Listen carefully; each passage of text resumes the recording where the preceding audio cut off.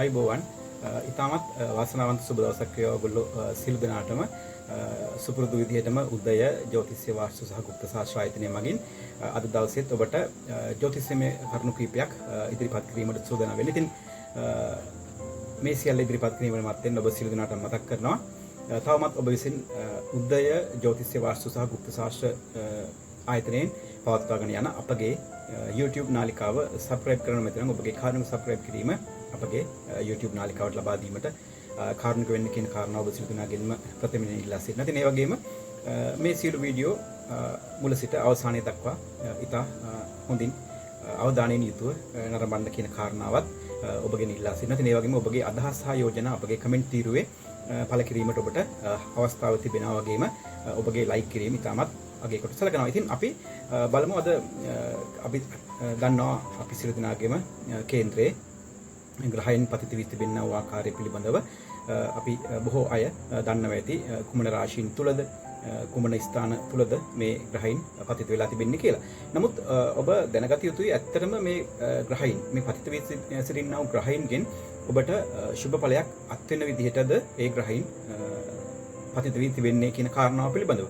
ඉතින් ඔබට පුළුවන් මා මේ වීඩියෝව නිම කළායින් පස්සේ ඔබට පුළුවන් ඔබගේ මේ රවි චන්ද්‍ර කුජ බුද්ධ ගුරු සිකුරු සෙනසුරු රාහු කේතු කියනා වූ ග්‍රහයන් රාහු කේතු හැරුණාම අනිකුත් ග්‍රහයන් සත් දෙනා ඔබගේ කේන්ද්‍රයේ පතිත වී තිබෙන්නේ ඔබට සුබදායක ආකාරයෙන්ද කියන කාරණාව පිළිබඳව ඔබට යම්කිසි දැනුමක් ලබා ගැනීමට හැකියාව තිබෙනවා. ඉතින් ඒ නිසා මම ඔබට අද ඉදිරිපත් කරන්න සූදානම් වෙන්නේ මේ ග්‍රහයන්ගේ විශේෂයෙන්ම රවි චන්ද්‍ර කුජ බුද්ධ ගුරු සිකුරු සහ සෙනසුරු කියනා වූ මේ ග්‍රහයන් සත් දෙනාගේ ප්‍රධාන ග්‍රහයන් සත් දෙනාගේ ඡායාග්‍රහයන් වන රාහු කේතු හැරුණකොට අනිකුත් ප්‍රධාන ග්‍රහයන් සත් දෙනා ඔබගේ කේන්ද්‍රය තුල පතිත වී තිබෙන්නේ කුමන ආකාරයෙන්ද කියලා. ඉතින් මම අද ඔබට ඉදිරිපත් කරන්නට සූදානම් වෙන්නේ මේ දිග්බල ස්ථාන පිළිබඳව. මොකක්ද අපි දිග්බල කියලා කියන්නේ?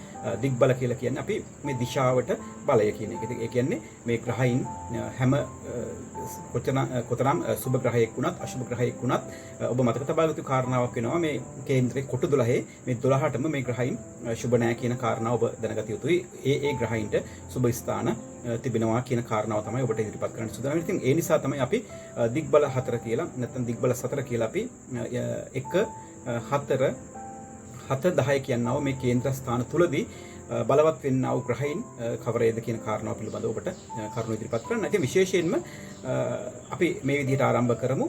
ඔබගේ උප්පත්ති කේන්ද්‍රයේ ලග්නේ එහෙම නැත්නම් මේ පෙරදිග රාශිය. අපි පෙරදිග කියලා නමින් හඳුන්වනවා. එහෙම නැත්නම් මේ ලග්න රාශිය කියලා කියනවා.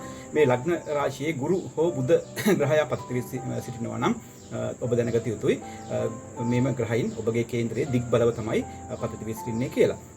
ඒ වගේම අපි 10 වෙනි කොටුව ගන්නවා අපි මේ දකුණු දිශාව කියලා. දකුණු දිග්භාගය කියලා කියනවා.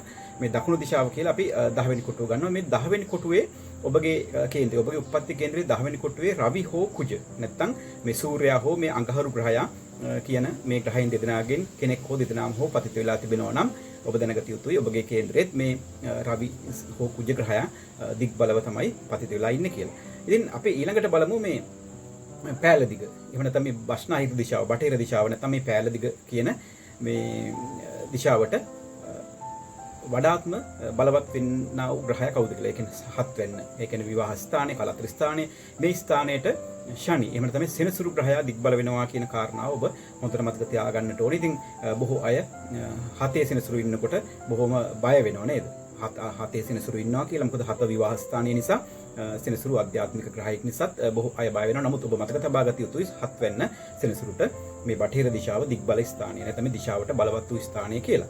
ඉතින් යම්කිසි කෙනෙකුගේ 4 වෙන්න එහෙම නැත්නම් මේ උතුරු දිග්භාගය කියලා අපි කියනවා. නැත්නම් මේ උතුරු දිශාව. මේ උතුරු දිශාවේ නම් උතුරු දිශාවේ එහෙම නැත්නම් මේ 4 වෙන්නේ සඳු ග්‍රහයා හෝ එහෙම නැත්නම් කිවි හේවත් මේ සිකුරු ග්‍රහයා සඳු හෝ සිකුරු ග්‍රහයා 4 වෙන්නේ පතිත වෙලා ඉන්නවා නම් ඉතින් ඔබ දැනගත යුතුයි ඔබගේ කේන්ද්‍රයේ 4 වෙන්නේ චන්ද්‍රයා හෝ එහෙම නැත්නම් සිකුරු නම් පතිත වෙලා ඉන්නේ. ඔබ දැනගත යුතුයි මේ ග්‍රහයන් දිග්බලව තමයි ඔබගේ කේන්ද්‍රයේ පතිත වෙලා ඉන්නේ කියලා. ඉතින් ඔන්න ඔය ආකාරයෙන් තමයි ග්‍රහයින්ට මේ ස්ථාන දිග්බල තාවය ඇති වෙන්නේ. ඒ කියන්නේ දිග්බල ස්ථාන 4 නම් මේ ග්‍රහයින් මා ඔබට ප්‍රකාශ කළ ග්‍රහයින් සිටින්නේ ඔබගේ 1 4 7 10 කියනවා මේ කේන්ද්‍ර ස්ථානවල නම් විශේෂයෙන්ම ඒ ග්‍රහයාට දිග්බල ස්ථානයක නම් ඔබ දැනගත යුතුයි ඔබගේ කේන්ද්‍රයේත් මේ ග්‍රහයින් තාමත් බලවත් කියලා.